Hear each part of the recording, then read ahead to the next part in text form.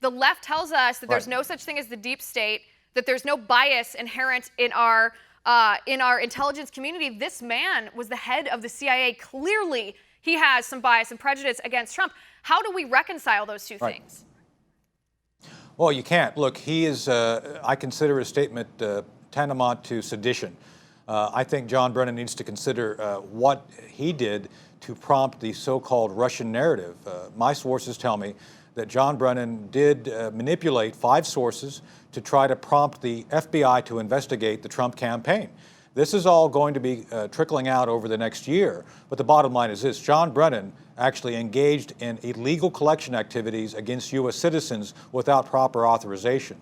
And I think John Brennan is on very thin ice. I'm one of those calling for a detailed investigation, if not a special counsel of John Brennan, of his own failures. So I think, to use a word that Louis Gohmert said recently, he said that the guilty dogs are barking loudly, and I consider that a very loud bark from John Brennan. Well, John Brennan, then this is probably something that you won't hear if you tune into other networks. John Brennan was the director of the CIA when the Russians were meddling in our election process during 2015. He was in charge of the CIA. There's no way, absolutely no way, that he did not know that that was happening. Barack Obama knew it was happening. John Brennan certainly knew that it was happening, and that administration did nothing.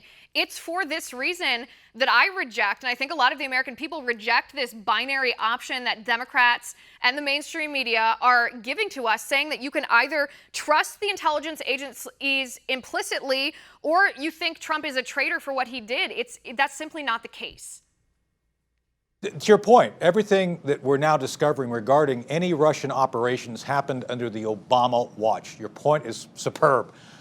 President Obama himself turned off the cyber response. John Brennan himself engaged in collection operations to essentially stick moles into the Trump campaign using spying capability that should be used to protect us against the Russians, against domestic enemies of the president, of Ms. Clinton. So that's how bad this is, and we cannot permit the significant national security capabilities of the CIA to be misused for purposes of domestic influence. And so if there's any collusion here, it was CIA colluding with President Obama trying to help get Ms. Clinton elected. That's what was going on. And that's why you didn't see the Obama administration taking any action to counter what we now know to be a very significant Russian threat against the United States. Want to see more videos like this? Click on the link below and subscribe to One America News on YouTube, and call your cable provider and kindly demand that One America News is added to your lineup. Call and subscribe today.